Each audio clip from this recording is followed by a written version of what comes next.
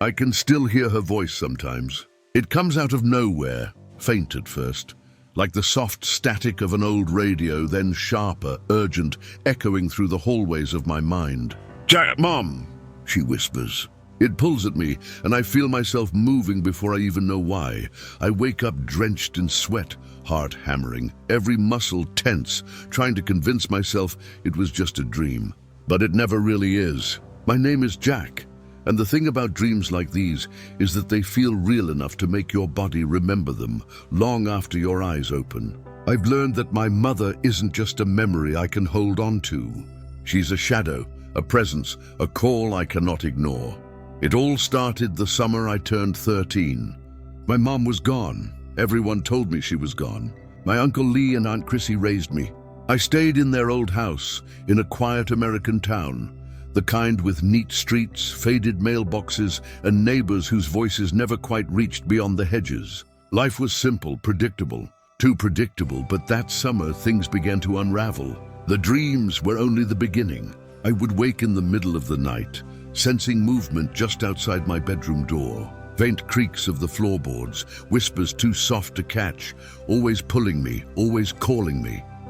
One night, I found myself running down a hallway that shouldn't exist. The walls stretched taller than I remembered, grey wallpaper peeling like melted candle wax, corridors bending impossibly around corners.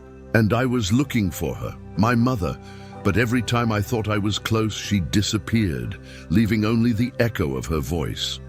A key appeared in my hand. I don't know where it came from. Thick clotted blood coated it, and the number 11 was engraved deep into the metal. I didn't question it. Something inside me knew it was mine to use. I inserted it into a door without a knob, and suddenly the world shifted. The ceiling stretched far above, and I shrank down, smaller than a child should be, staring up at the door that now towered over me. My mother's voice beckoned from somewhere inside, but when I stepped forward, I saw only her legs, pale, with lines of dark red running down them, flowing from her gown. I couldn't bear to see more, and the last thing I remember before waking was the hot, choking air escaping my mouth and her stiff fingers shaking me awake. I bolted upright on the couch in the living room, gasping. Uncle Lee was shouting my name, trying to ground me. Chrissy came down the stairs, robe loose, curlers still in her hair, her face a mixture of worry and sleepiness. She hugged me and offered comfort I could barely accept. I muttered apologies, my mind still crawling with shadows. After a while, I forced myself outside. My bike waited for me, leaning against the driveway. The summer air was warm, and for a moment it seemed normal. Then the smell hit me, a metallic burnt scent drifting from the garage next door. I glanced over, and through stacks of boxes and newspapers, I saw a small figure moving erratically. A homemade sign read, "That's what they want you to think." The boy stepped out. His helmet was absurdly large, his arms and legs moving inside a wooden shell of his own making. "Hey, Seymour," I said. He grinned through the helmet slit, his creation wobbling precariously as he tried to maintain balance. "You're going to ride that?" I asked. "Yep," he said, already pedaling down the driveway. He swerved, laughed, and waved me to follow. We headed to the park, where Theo and her little sister Izzy were already waiting. The sun had begun to dip, painting the sky with oranges and pinks. But the park was quiet, overgrown, forgotten, like a secret kept just for us. Seymour led us into the woods behind the park, showing us a crumbling shack. "Our new home," he announced. My heart raced. The place was decrepit, every board warped, every window cracked or missing. But in Seymour's hands, it seemed possible that we could make it ours, a hideout, a sanctuary away from parents, away from everything. We worked all afternoon, gathering rotted wood from abandoned houses, stacking it carefully, laughing when Seymour toppled over, the wooden box clanging against his body. And yet, even in that playful chaos, I couldn't shake the memory of my mother's voice, calling, warning, always just beyond reach. By the time the sun had fully set, the shack looked a little less like a haunted relic and more like something we could call ours. Seymour grinned, his face streaked with dirt and sweat, and he clapped me on the shoulder. "See, I told you, Jackie. We could make something amazing here." Something no one could touch. I smiled faintly, but my mind was elsewhere. The echo of her voice had returned, soft, insistent, tugging at me from somewhere I couldn't reach. "Jack! Jack! They're coming!" she whispered. The words made my stomach clench. I tried to shake it off. Maybe it was just my imagination. Maybe the shadows in the shack were playing tricks on me. Theo, as usual, was the voice of reason. "Come on, Jack, help us set the roof beams. You've got muscles, remember?" She smirked, teasing me, but I couldn't respond. I nodded mechanically and helped lift the planks, feeling the wood's roughness against my palms. Each splinter seemed to dig into me, grounding me to the real world, or at least the world I thought was real. We worked well into the evening. Izzy insisted on balancing the smaller pieces, while Theo held the larger beams steady. Seymour, of course, was everywhere at once, hammering, sawing, yelling instructions that sometimes didn't make any sense. I laughed once, the sound hollow, as a plank slipped from my hands and nearly took Seymour's head off. He barely ducked, and we all fell into fits of nervous giggles. But even as we laughed, the shadows around the shack felt heavier. The air was thick, scented with moss, dust, and something metallic that made my stomach turn. My mother's voice returned, stronger this time. "Jack, they're closer." I froze, my hands gripping a beam so tightly that my knuckles turned white. "Did you hear that?" I whispered to Seymour, but he was too caught up in his mad tinkering to notice. Theo and Izzy exchanged glances, and I realized they had heard it too. "Probably just the wind," Theo said, though her voice lacked conviction. "No," I said, my throat dry. "It's her. She's calling." Seymour finally noticed the tension and looked at me, brow furrowed. "Calling who?" "My mom," I admitted, voice barely audible. She's alive. She's trying to tell me something. I don't know what, but..." My voice trailed off. Theo put a reassuring hand on my shoulder. "Then we'll help you figure it out. Right, Izzy?" Izzy nodded, gripping my hand. "We're with you." For a moment I felt safe. Not because the shack was sturdy or because Seymour was a genius at building ridiculous contraptions, but because these kids, these friends, were with me. Somehow that mattered more than the fear gnawing at the edges of my mind. The next morning, I woke early. The summer sun had barely crested the horizon, painting the sky in shades of orange and purple. My dreams hadn't returned overnight, but I felt their weight lingering, pressing against my skull. I grabbed my bike and headed toward the park, hoping to meet Seymour and the others. When I arrived, I saw them already there. Seymour had dismantled part of the wooden armor bike contraption, examining screws and joints with the focus of a surgeon. Theo and Izzy were busy sweeping out the inside of the shack, trying to make it feel less like a tomb and more like a hideout. "Morning, Jackie," Seymour greeted me, smiling. "You look like you didn't sleep at all." I shook my head. "I didn't," Theo rolled her eyes. "Figures. You're obsessed with that dream again, aren't you?" I didn't answer. I couldn't. My mind kept replaying the vision of my mother, her eyes wide, her voice desperate, warning me, the hallway stretching endlessly as I ran toward her. Then Seymour's voice cut through my thoughts. "Hey, I found something weird." He reached under a pile of wood planks and pulled out a small metallic object, old and rusted, shaped like a key. My heart froze. I recognized it immediately, not just the shape, but the engraving. Number 11, I grabbed it, feeling a cold shock run through me. The key was heavier than it looked, and there was something almost alive in its weight, as if it were pulsing in my palm. "It's your mom's, isn't it?" Seymour asked, eyes wide. I couldn't answer. My hands shook as I held the key. The voice returned, louder now, filling the shack, echoing off the walls. "Jack, keep it safe. They're coming." We spent the day reinforcing the shack, but I couldn't focus. Every plank we nailed down, every hole we patched, I felt the pull of something else, something dark and urgent, calling me back to the metal door in my dreams.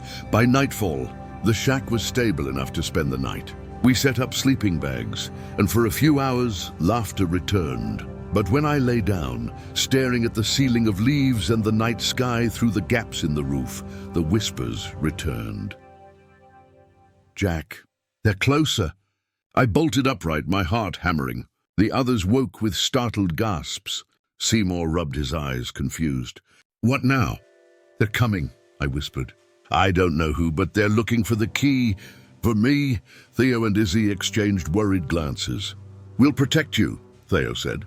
We don't know what's happening, but we'll figure it out together.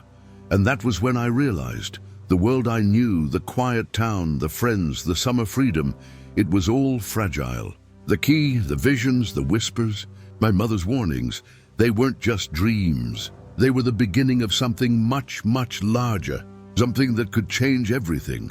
And I knew that once I stepped out of the shack and into the world the next morning, there would be no turning back.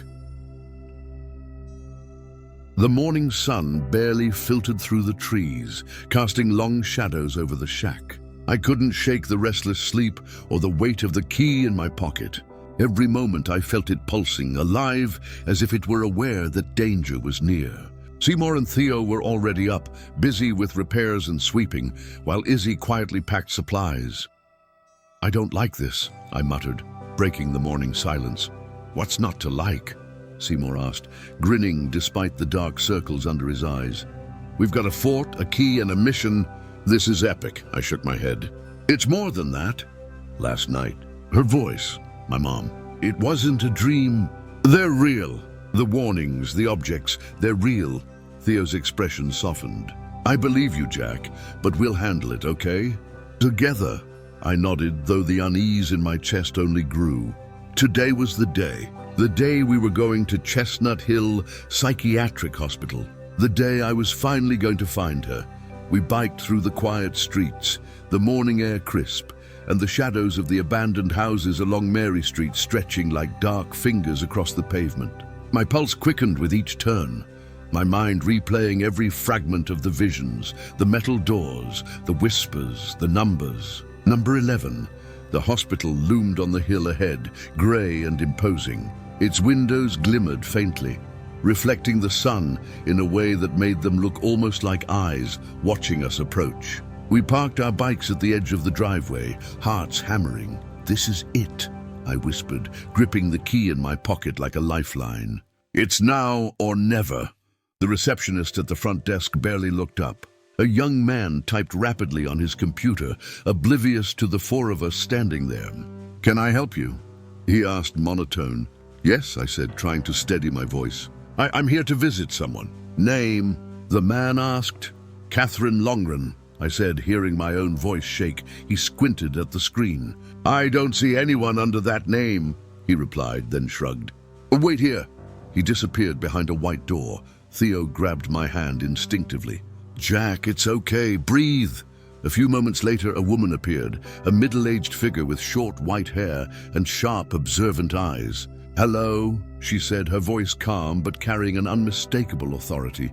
Hi, I said, swallowing hard. I'm here for the holder of life. Her gaze sharpened. Right this way. She led me down a long, sterile hallway, the walls white and unyielding. The air smelled faintly of antiseptic and something metallic. My mother's voice, soft, distant, echoed in my mind. Jack, you're coming. Cells lined the corridor, each with a small plexiglass window. Patients pressed their faces to the glass, eyes wide, murmuring incomprehensible words. One older man shook his head violently, muttering, They can't take it. Can't let them. I followed silently, heart thundering. The woman stopped at a metal door, much like the one from my dreams. She pulled out a key ring, heavy with dozens of keys, and selected one. She'll be glad to see you, the woman said, opening the door. The room was dim, lit only by a narrow stream of grey light through a high window. And there she was, my mother, young, her dark hair falling around her shoulders, her eyes sharp yet warm. She smiled, but her smile didn't reach the deep red stains spreading across the sheet over her stomach. Jackie, she whispered. I ran to her, tears blinding me. Mom, I thought you were dead. She reached for my hand, shackled to the bed. I wanted you to live. I wanted you to be safe, to grow up without fear. That's why I stayed hidden, why they told you I was gone. I stared, unable to comprehend the words. The growing red blotch on her abdomen made my stomach churn. Mom, what is happening? Who did this? "They're coming for you, Jack," she said. Her voice trembled, but she held my hand as best she could. "They're after the objects. After you. And if they find them together, everything will fall." I felt a chill run through me, the weight of the key in my pocket suddenly unbearable. "Objects? What do you mean?" She drew a shallow breath, the motion strained. "They call them cursed objects, items of power ancient and dangerous. They must never be united. Each one holds a fragment of the end of everything. You, Jackie, are tied to one of them. Number 11. That's why they seek you." I tried to pull my hand away, but the flesh of her fingers was impossibly strong, like the weight of iron. My world tilted, spinning. "And the others?" "Seymour, Theo, Izzy, they're involved too." "They will help," she said softly. "But you must be careful. They cannot know everything, not yet. The Seekers are patient, relentless. And if you fail..." I couldn't breathe. I couldn't speak. I was drowning in the truth I'd never imagined. The blood, the whispers, the visions, they weren't madness. They were warnings. And now I was standing in the eye of a storm I could barely comprehend. Her voice grew urgent. "Jack, listen. You must keep it separate. You must protect the objects. Do not let them come together. They will corrupt everything, and you are the key." The words echoed as the room seemed to grow darker, the shadows stretching along the walls like living things. My mother's eyes pleaded with me, shining in the dim light. "Go, run, hide, protect." And then the moment shattered. The bed shuddered violently, the room shaking. I stumbled, trying to hold onto her hand, but a sudden unnatural force yanked at me. The key slipped from my pocket, clattering to the floor. I lunged for it, but unseen hands yanked me backward, throwing me to the cold floor. "Jack!" My mother screamed, her voice twisting, becoming unearthly, echoing through the walls of the hospital. "They're here! They're coming!" The door slammed shut. I was alone. The key glinted in the grey light, lying just out of reach. And in that moment I understood this was no ordinary chase. This was the beginning of something far darker, far more relentless than I had ever imagined. I took a deep breath, forced myself to stand, and whispered, "I will protect it. No one will get it. No one will get me. I won't fail." The hospital corridors stretched endlessly ahead, and I knew there was no turning back. The Seekers were coming, and I had to be ready. The hallway stretched out like an endless tunnel of white, the fluorescent lights above flickering intermittently. Each step I took echoed against the walls, bouncing off in a distorted rhythm that made my stomach tighten. The key gleamed faintly on the floor, just inches from my fingers, but every instinct screamed at me that reaching for it wouldn't be simple or safe. I glanced back at the metal door, its edges sealed tight. My mother's voice lingered in my ears, fading but insistent. "They're coming. Protect it, Jackie." I swallowed hard, forcing my legs to move forward. Every cell along the corridor was a mirror of fear. Patients pressed against the plexiglass, their eyes wide and blank, mouths moving but making no sound. Some shook their heads violently. Others reached out as if to warn me. And then I noticed it. One cell closer to the end of the hall had no one inside. The door was slightly ajar, and inside I could see an object resting on a small metal table, a shard of obsidian that pulsed with black light, vibrating as if alive. The shard called to me. My pulse spiked, and for a moment I felt the same compulsion I'd felt with the key. "No," I told myself, backing away. "The objects, they were dangerous. They must not come together." Footsteps echoed behind me, slow, measured. I froze, pressing my back against the wall. The sound was too deliberate to be one of the patients. "I've been waiting for you," a voice said, soft and chilling. I turned slightly, trying to see who or what it was. A man stepped out from the shadows of a side hallway. His face was obscured by a hood, but his eyes glinted with a strange, unnatural light. He moved silently, almost floating, yet every step seemed to push against the air itself, bending it. "You must be..." "Jackie," he said, voice smooth, almost hypnotic. "The holder of Object 11. I backed up instinctively. "Who? What are you?" My voice shook, barely above a whisper. He smiled, a cold, thin line that didn't reach his eyes. "I'm a Seeker. And you have something I want. My grip on the key tightened. You can't have it. I won't let you. The Seeker tilted his head as if amused. You don't understand. Once the objects are united, everything falls, and yet you cling to them as if they were ordinary toys. He extended a hand, and suddenly the obsidian shard from the empty cell levitated through the air toward him, floating as if drawn by a magnetic force. No! I shouted, lunging forward. But as I moved, the key burned in my pocket, as if warning me of imminent danger. The Seeker's eyes flashed, and suddenly the corridor twisted. The walls seemed to bend inward, elongating into impossible angles. The fluorescent light split into jagged streaks, making it feel like the world itself was breaking apart. I tripped, falling hard on the cold floor. My fingers brushed the key, and immediately a surge of heat shot up my arm. The key wasn't just a tool, it was alive, aware. I clenched it and felt a pulse of energy radiate through me. The Seeker laughed, a low, resonating sound that made my bones vibrate. Ah, the key responds. Clever boy. But cleverness won't save you. The others will come, and then all will fall. I scrambled to my feet, determination igniting a fire in my chest. I don't care what you are. I'll protect it. I'll protect them. You won't get it. The Seeker tilted his head again, studying me like one observes an insect trapped in amber. Brave, foolish, so human. Suddenly the walls shifted again, and the corridor elongated even further. I felt the presence of more Seekers, distant but growing closer. I realized then this wasn't just about me. Seymour, Theo, Izzy, they were part of this too. And if they came into play, the chaos would only grow. I ran. Every step was a battle against gravity itself. The hallway twisted around me, doors opening to rooms that didn't exist before. Doors that led to voids, where shadows writhed like living things. Whispers filled the air, soft and insistent. Voices I recognized and didn't. My mother, calling, begging, warning. Overlapping with the growls and murmurs of the Seekers. I reached a door, marked with a rusted number 11.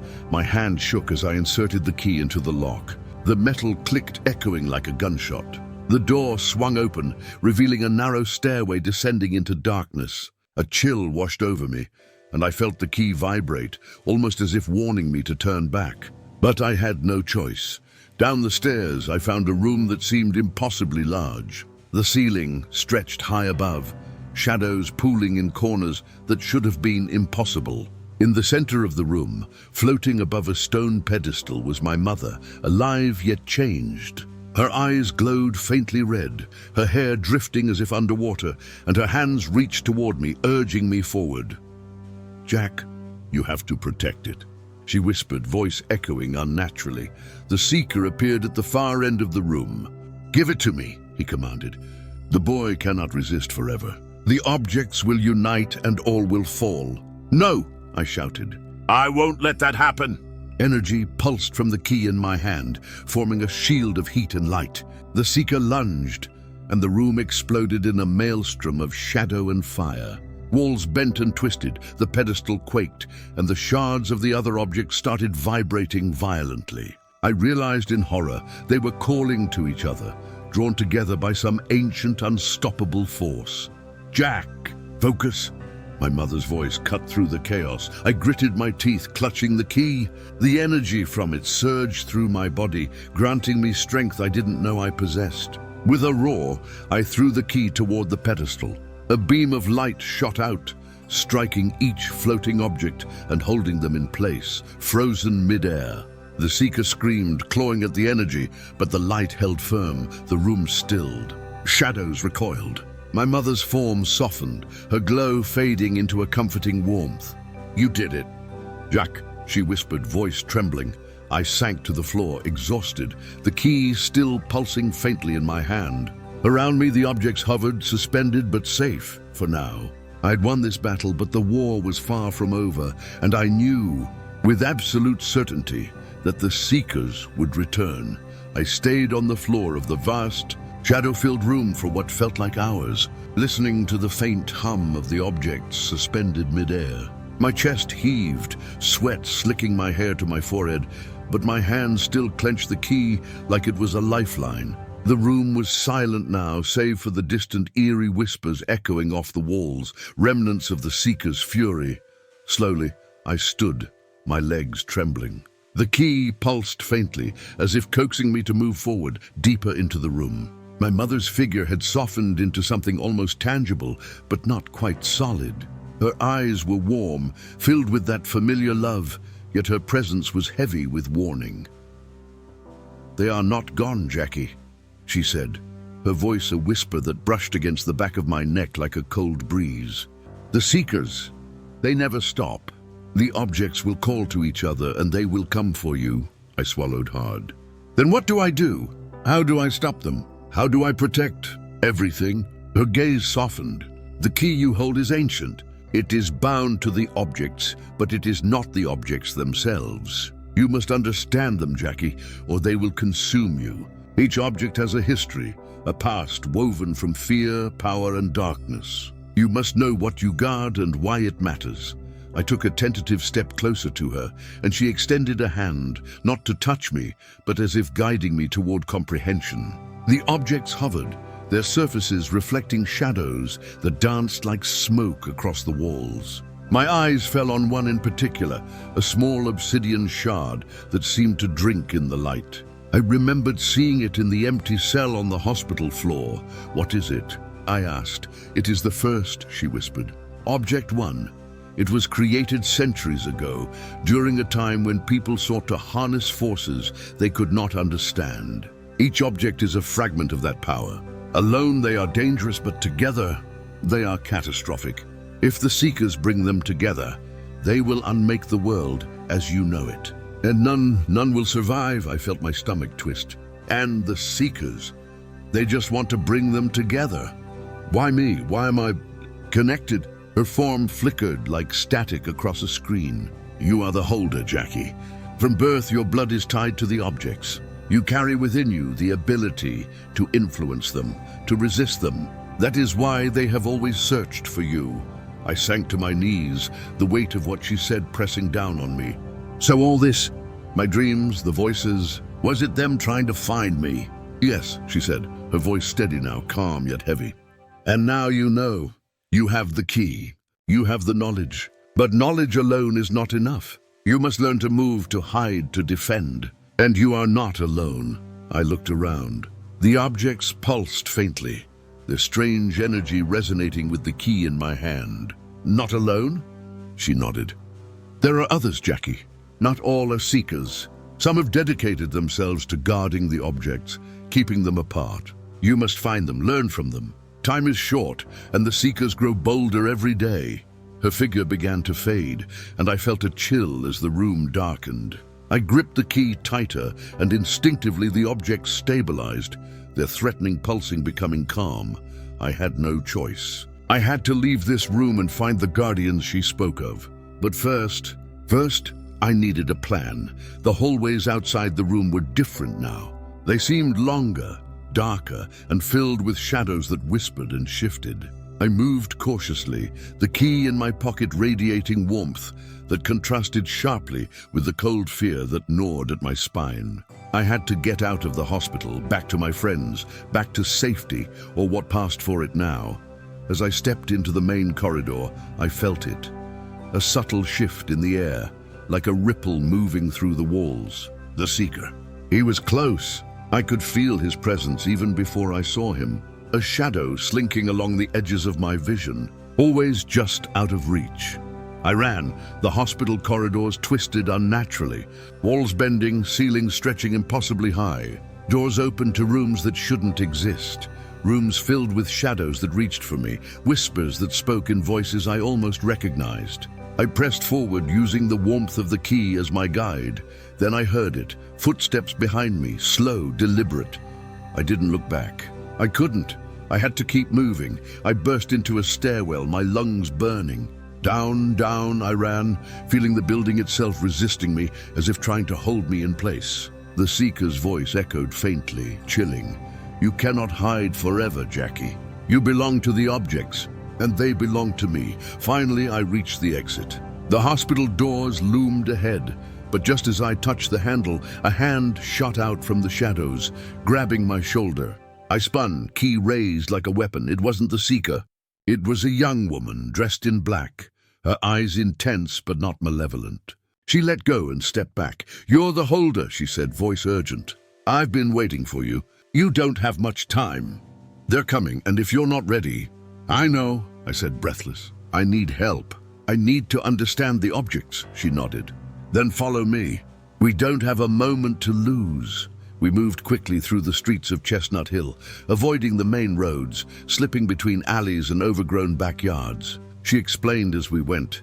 There were dozens of objects, each one more dangerous than the last. Each had a guardian, someone sworn to protect it from the Seekers. Some were allies, some were less predictable. But if all the objects were brought together, nothing would survive. I realized then the scope of what I was up against. This wasn't just my problem. This was a war against something ancient, something that had persisted across centuries, seeking chaos and domination. And I, a 13-year-old boy, was its linchpin, but I wasn't afraid. Not anymore. I had the key. I had knowledge. And I had allies. The war for the objects had only just begun. The woman led me through a maze of shadowed alleyways, the summer air unusually still, almost thick. Even the cicadas were silent, as if the city itself held its breath. She glanced at me over her shoulder. "Name's Mara," she said, her voice low but firm. "I've been guarding an object for longer than most people my age can even remember." "I protect Object 37, I swallowed hard. What is Object 37? Mara's eyes flicked to mine, sharp and piercing. "It's a mirror. Not just any mirror, Jackie. A mirror that shows not what you are, but what you could become. It tempts, it corrupts, it twists. Many have fallen to it, and the Seekers, they want it. They'll take it by any means necessary." We stopped at the edge of a small, abandoned factory. Rusted gates sagged on their hinges, and the windows were shattered, some covered in grime so thick it was almost black. The building loomed above us like a sleeping giant. "Inside," Mara said, "is where I keep it safe. But I need to know if you're ready. The key you carry won't stop the mirror from testing you. Only your mind can do that." I felt a chill. "Testing me? What do you mean?" Mara didn't answer. Instead, she pushed the gate open and stepped inside. The air was damp, smelled of old metal and mildew. My sneakers squeaked against the concrete floor, echoing through the cavernous space. Then I saw it, a mirror, tall and ornate, its frame black as midnight, etched with symbols that seemed to shift when I looked away. The surface shimmered like liquid, reflecting not me, but a boy I didn't recognize. His eyes were dark, deep pools that seemed to stare into my very soul. "This is Object 37, Mara said. "It doesn't just reflect reality. It reaches into your mind, your fears, your desires. You will see things that could destroy you if you let them." I took a cautious step forward. My reflection, or whatever it was, moved independently. The boy in the mirror smirked at me, a knowing, cruel smile. "You're scared," it said. My own voice echoed, warped. "You think you can handle this?" I clenched the key in my fist, trying to summon courage. "I have to," I muttered. "I don't have a choice." The mirror shimmered, and suddenly I wasn't in the factory anymore. I was in a place that looked like my childhood bedroom, but twisted. Shadows stretched across the walls, the furniture elongated and bent unnaturally. I could hear my mother's voice calling, soft and pleading, but it was laced with something I didn't recognize. "Something dark, Jackie," the voice whispered. "You can't save them. You'll only hurt them." I spun around, but the room was empty. Then the boy from the mirror stepped out, my face but twisted, sinister. "You fear failure," he said. "You fear loss. You fear the Seekers. But the greatest danger is you." I felt panic rise in my chest. My legs refused to move. My hands shook. I pressed the key against my chest, and it pulsed warmly, almost like it was alive, almost like it was whispering, "You can do this." "Focus," Mara's voice echoed, though I couldn't see her. "This is the test. You cannot let it control you. Only control it." I closed my eyes, counting silently. 1, 2, 3, breathing in, breathing out. I forced my mind to push back, to separate myself from the reflection. Slowly, the twisted version of me faltered, its smirk fading. I opened my eyes. The boy in the mirror was gone. The mirror's surface was still calm, reflecting only me. My heart pounded in my chest. "You did it," Mara said, stepping forward.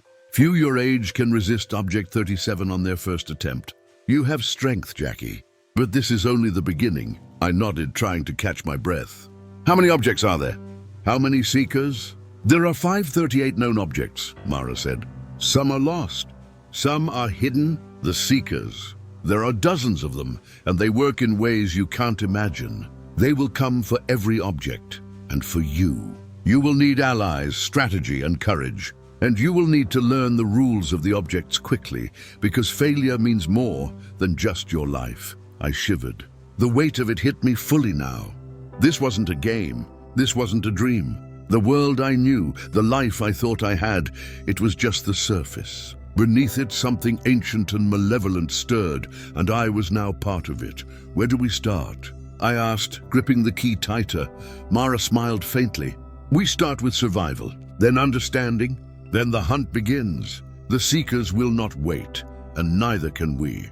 For the first time since my mother's secret was revealed, I felt purpose. Fear still lingered, but beneath it was determination. I wasn't just Jackie, the boy with dreams and nightmares. I was Jackie the Holder, and I would learn. I would fight. I would protect the objects. And maybe, just maybe, I could prevent the Seekers from destroying everything. The mirror behind me shimmered faintly, almost like it was watching. But now I wasn't afraid. Not yet. We left the factory, stepping back into the fading daylight. Mara's grip on my shoulder was firm. "We move at dawn," she said. "There are others to find, others to protect. And time, Jackie, time is never on our side." The night air was sharp against my face as Mara led me through the alleyways behind the factory.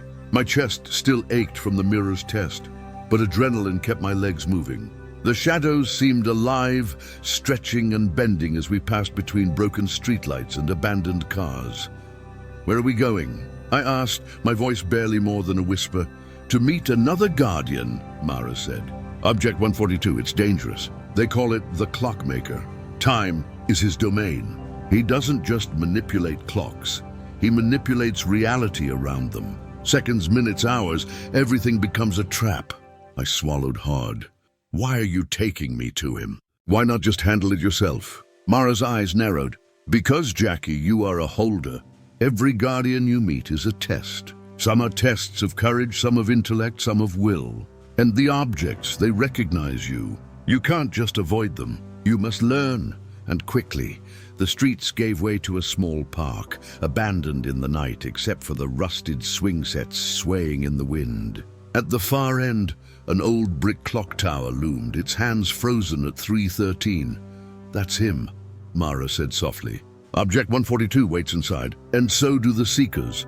We approached the base of the tower. Its wooden doors hung crooked on rusted hinges, and the faint tick-tick of a clock echoed from somewhere deep inside. Mara's hand rested on the hilt of a small, curved dagger she carried, a tool I wasn't sure was for defense or ritual. "I want you to watch me first," she said. "Do not enter until I give the signal." I nodded, gripping the key in my pocket. My fingers felt warm around it, pulsing like it had a heartbeat of its own. Mara pushed the door open. The interior smelled of oil and rust.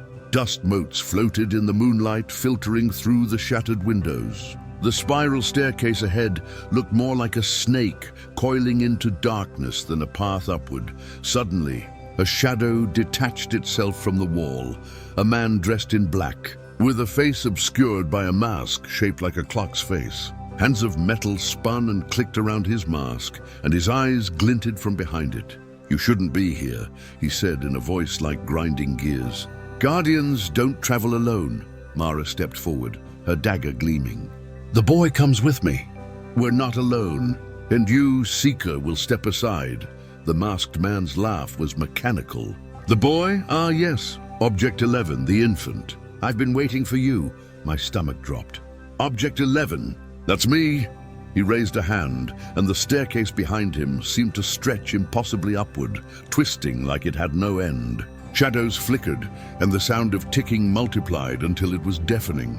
I felt my heartbeat falter, as if the very air was warping around us. "Focus, Jackie," Mara whispered. "Remember what the mirror taught you. Fear is a tool, not a weapon." I clenched the key tighter. My mind screamed to run, but I forced myself to step forward, feeling the metal beneath my fingertips vibrate slightly. Somehow it felt like the key was guiding me, keeping me anchored. The Seeker lunged. Time slowed, or maybe it was just me. I felt every second stretch, each movement deliberate. Mara moved like a shadow, parrying and striking in a dance I could barely follow. The Seeker's mechanical hands reached for me, and I ducked instinctively, feeling the cold brush of metal against my sleeve. Think, move, control. I pressed the key against the Seeker's chest as he lunged again. A flash of white light erupted, and suddenly the twisted staircase dissolved. The Seeker's mask cracked, shattering the gears that ticked endlessly. He shrieked, a sound that echoed like breaking glass, and disappeared into the shadows. Mara exhaled sharply. "Good, you have potential, Jackie." But that was only a taste. The Seekers will grow stronger, and they are relentless. Each object has its own will. You must learn to anticipate it, to respect it. I nodded, my fingers still trembling around the key. Is that what it means to be a holder?" "Yes," Mara said, her eyes intense. "It's not just about protecting objects. It's about understanding them, surviving them, and never letting the Seekers use them. One mistake, Jackie. One mistake, and it's not just your life. It's everything." We ascended the spiral staircase carefully, each step groaning under our weight. At the top, a room waited, lit by dozens of antique clocks, all ticking, but none in sync. In the center, a small wooden box sat on a pedestal. "Inside is Object 142, Mara said, "and it will test you. You will feel time itself bending around you. You may see your past, your future, and possibilities that never were. The choice is yours. Resist or succumb." I stepped closer, heart pounding. The clock's ticking accelerated, slowed, reversed, then stuttered. The room seemed to expand and contract with every beat of my heart. I felt dizzy, like I was being stretched across decades in seconds. Then a voice, soft but firm, echoed from somewhere inside me. "You are not just an object. You are Jackie. You are alive. You control this." I reached out and opened the box. Inside was a small hourglass, the sand black and glowing faintly. The moment I touched it, the world twisted. I saw flashes of every guardian I had yet to meet, every Seeker lurking in shadow, and visions of myself, older, stronger, failing, victorious, broken, triumphant. Panic rose, but I held onto the key. Anchor, anchor. The visions blurred, then faded. I was back in the clock room, breathing heavily. The hourglass now glowed softly in my hand, quiet, still. "You passed," Mara said. Her voice had relief, but also warning. "The Seekers will not stop. They are gathering, and now they know where Object 11 is," I swallowed. The hunt had truly begun. And this time, it was no longer a test, it was war. I woke to the cold metal floor beneath me. My head throbbed, and my hands scraped against smooth, damp walls. The air smelled of iron and wet concrete. I blinked, trying to adjust, and realized I wasn't in my mother's room anymore. I was somewhere deeper, somewhere worse. The faint echo of voices, whispers that weren't human, reverberated from the walls. A shadow moved in the corner. My pulse spiked. "Who's there?" I shouted, voice raw, cracking. The shadow shifted, elongating unnaturally. Two glowing slits appeared where eyes should be, and a low hiss filled the air. I backed up instinctively, tripping over something cold and heavy. It was another object, a tiny, lifelike figurine of a baby, perfectly formed, staring at me with eyes I could feel digging into my skull. "You're not supposed to be here," a voice rasped, thin as spider silk. I turned sharply. A figure slithered out from the shadows, tall, with skin like gray parchment stretched over jagged bones. "Object 11. It calls," it said. The words wrapped around me like chains. My mother's face flashed in my mind, pleading, bloody, trapped. I knew then I was the lure. They weren't after her anymore. They were after me.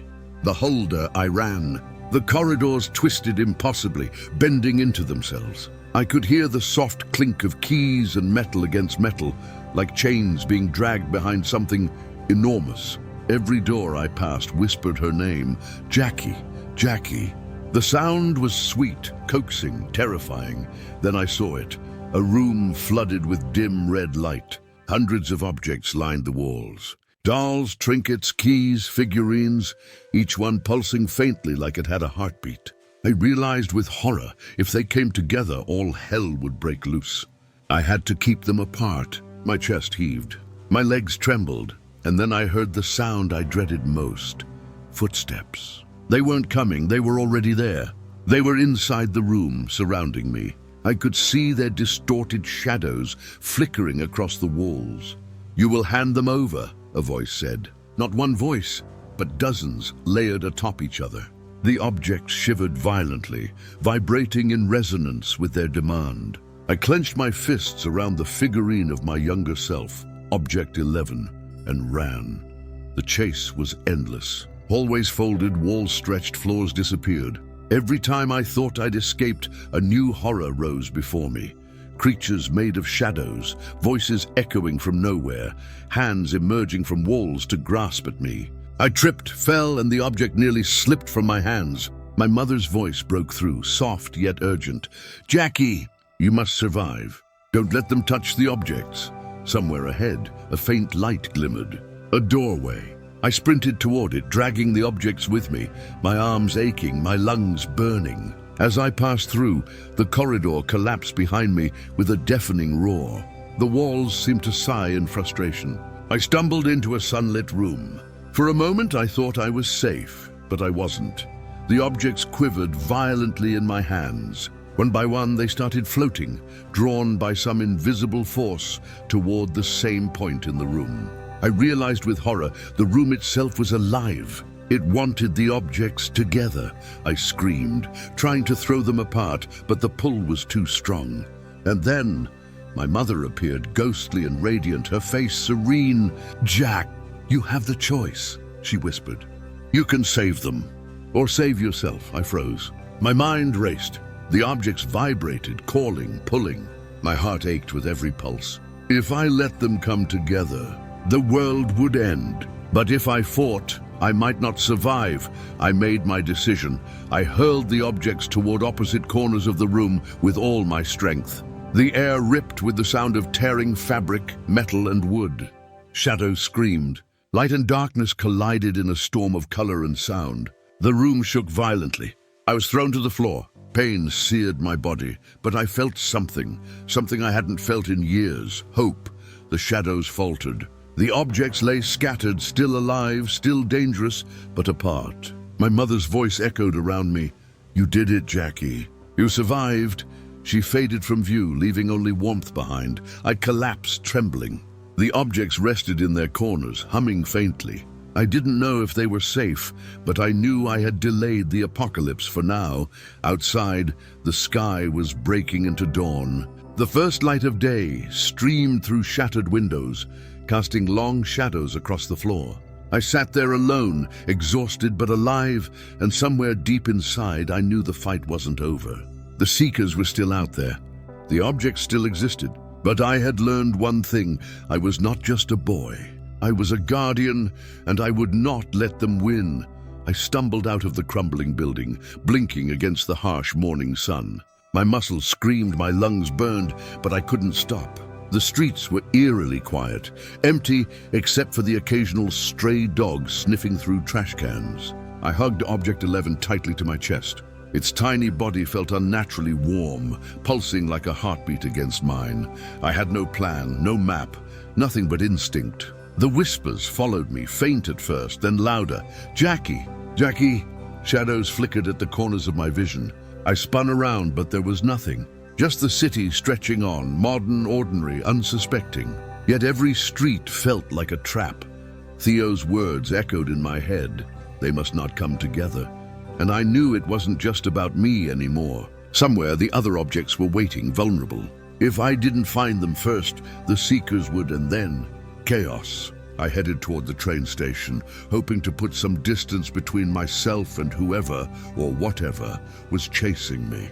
The platforms were empty, save for a few discarded newspapers fluttering in the wind. I crouched behind a column and caught my breath, feeling the weight of Object 11 against my chest. My mind raced, piecing together the fragments of everything I had learned.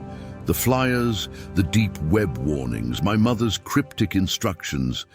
I had to find the other holders. If each object was like me, someone out there was carrying a piece of the apocalypse in their hands. And if the Seekers found them first, a sudden movement caught my eye.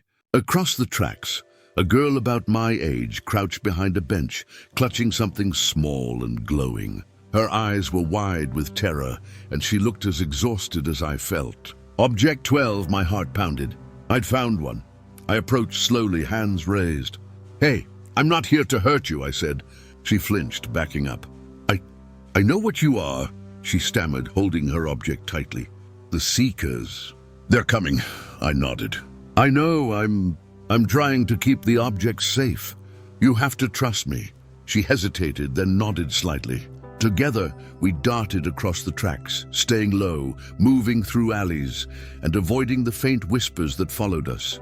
We didn't speak much. Every so often, she would glance at me, her eyes asking questions she couldn't put into words. I understood. I was the same way when I had first held Object 11, fear and responsibility tangled together in a knot I couldn't untangle. Hours passed. The city seemed endless, twisting and looping in ways that didn't make sense. We passed abandoned storefronts, darkened alleyways, and the occasional figure watching from a distance. The girl, her name was Mara, led me to a small hidden apartment on the edge of the city. Her parents were gone, vanished, she said, leaving her alone with Object 12. Inside, the apartment smelled faintly of mildew and old paper. Mara placed Object 12 on the table. It glimmered faintly, responding to the presence of Object 11. A low hum filled the room. I realized they were aware of each other, communicating in ways I couldn't understand. "We have to find the others," I said. "If the Seekers collect even two in the same place." I shivered. Mara nodded, fear etched into every line of her face. We spent the rest of the day preparing. Mara had maps, notes, scraps of research she'd collected in secret. "Other holders were scattered across the country," she said. "Some were aware, like us. Others had no idea what they carried. The Seekers were relentless, tracking the objects with precision that didn't make sense. Whoever or whatever they were, they had resources we couldn't imagine. That night, I lay on the floor, Object 11 clutched to my chest, Mara on the couch with Object 12 beside her. We didn't sleep much. Outside, the city was quiet, but the silence felt like a trap. Shadows pressed against the windows, stretching long and thin. I heard the faintest click of a lock somewhere in the distance, and my stomach tightened. Morning came too soon. We had a plan: travel across the country, find the other holders, and warn them. Keep the objects apart, survive. As we stepped out into the sunlight, I realized something terrifying. I wasn't just running to protect the objects anymore. I was running to protect reality itself, and the Seekers were already out there, waiting. We left the city by dawn, our backpacks heavy with food, water, and a few essentials. The objects themselves were heavier than I could describe, not in weight, but in presence. Object 11 pulsed like a heartbeat against my chest, and Object 12 glimmered faintly in Mara's bag, reacting whenever we got near anything metallic. We traveled mostly by bus and occasional hitchhikes. Every stop was nerve-wracking. I felt eyes on us constantly, shadows in the corners of bus terminals, passengers whose heads were always just turned slightly too much in our direction. Mara noticed it too. She kept muttering about Seekers and signals, checking and rechecking her maps. Our first encounter with a Seeker came sooner than I expected. It was in a tiny town in Pennsylvania. We had stopped to buy snacks at a convenience store. I was distracted, checking my phone for any leads on the next holder, when I felt it, eyes boring into the back of my skull. I turned and he was there. He looked ordinary at first. A man in his 30s, plain jeans, plain jacket, sunglasses, even though it was cloudy. But the moment he stepped closer, something about him felt wrong. Mara stiffened beside me. Object 12 vibrated faintly in her bag. "They know we have them," she whispered. I nodded, swallowing hard. My hand went to Object 11. We ducked behind a shelf of chips, hearts hammering. He scanned the aisles, moving slowly, methodically, like he was trained for this. I could feel the aura of him, the unnatural way the air seemed to warp around him. "A seeker," Mara grabbed my arm. "We have to go, now." I nodded, and we bolted through the automatic doors, the man following but not fast enough to catch us in the crowded streets. We ran into a narrow alley and ducked behind a dumpster. Both of us were breathing hard. I looked down at Object 11. It was glowing brighter now, almost as if it was alive, warning us. "We can't stay in one place," Mara said. "Not for more than a few hours. They'll track us." I nodded, realizing that every mile we traveled, the danger was multiplying. Over the next few days, we tracked down the next holder, a boy named Eli, hidden in a small cabin in the woods of New York. He was 12, pale and scared, clutching Object 13. His parents were gone too, replaced by letters and warnings scribbled in a journal. He was frightened, unsure, but when Mara explained the situation, he nodded and agreed to come with us. The more holders we gathered, the heavier the responsibility felt. Each object had a presence, a subtle pull toward the others. We had to be careful, always keeping them separate, always moving. The seekers grew bolder, showing up in parking lots, at rest stops, even once at a diner while we ate breakfast. Each encounter ended in tense chases and narrow escapes. One night, as we camped near a river, Mara whispered, "They're learning. Every time we moved, they're learning." I realized she was right. Whoever the seekers were, they were smart and they didn't rest. I couldn't rest either, not if I wanted to survive. By the time we reached Chicago, we had 3 more holders with us, each with a different object. The objects pulsed in a strange rhythm, almost like a heartbeat, each one syncing with the others, but always staying apart. I could feel the tension between them, like they were aware of each other, but restrained by some invisible rule. It was then that I realized something terrifying. The objects weren't just powerful. They were sentient. They were guiding us, communicating, warning us. And if the seekers got them all in one place, I didn't want to imagine what would happen. Our journey continued, a blur of highways, small towns, forests, and back alleys. Every day was a test of endurance and wits. We learned to move at night, to change vehicles, to hide in plain sight. The objects pulsed in our backpacks like little warnings, and we had to remind ourselves constantly not to let them touch. One night, while resting in a cheap motel outside of Detroit, I had a vision. Object 11 pulsed violently in my hands, and suddenly I saw flashes of the seekers. Dozens of them moving like shadows across the country, converging on a single location. I woke up drenched in sweat, Mara shaking me. Jack, what is it? "They're planning something big. We need to warn the others. Now," I said. Mara nodded grimly. "We'll split up tomorrow. Meet at the safe house in Colorado." And that's exactly what we did. The chase intensified, the air thick with danger. But with each new holder we found, our hope grew. We weren't just running. We were building an army of protection, keeping the objects safe from the seekers' hands. But the seekers were relentless. They were everywhere, always just behind us, adapting, learning. And I realized that this was more than a game, more than a chase. It was a war. A war for the survival of our world, and the objects were the battlefield. The safe house in Colorado was an old cabin tucked deep in the Rockies, surrounded by towering pines and a blanket of snow. It looked abandoned from the outside, but inside, we found warmth and supplies left by a previous guardian. It was the first time all the holders had gathered in one place, and the weight of the objects pressed heavily on us. Each one pulsed, almost as if it sensed the proximity of the others, and I could feel the tension crackling in the air like static. Mara, always calm under pressure, gathered us around the table. "We've made it this far," she said, "but the seekers are closing in. They've tracked us every step of the way. If they get all the objects together, none of us survive. We need a plan." Eli's hands shook as he held Object 13. "But how do we stop them? There's too many of them." "I've been researching," Mara said. "There's a ritual, a safeguard, an alignment that can lock the objects permanently. But it's dangerous. We all have to participate or the objects could rebel. A silence fell over the room. Each of us knew what that meant. If even one of us faltered, it could end everything. The first attack came at night. Snow whipped against the cabin walls, and we could hear the distant crunch of boots in the drifts outside. The Seekers weren't subtle.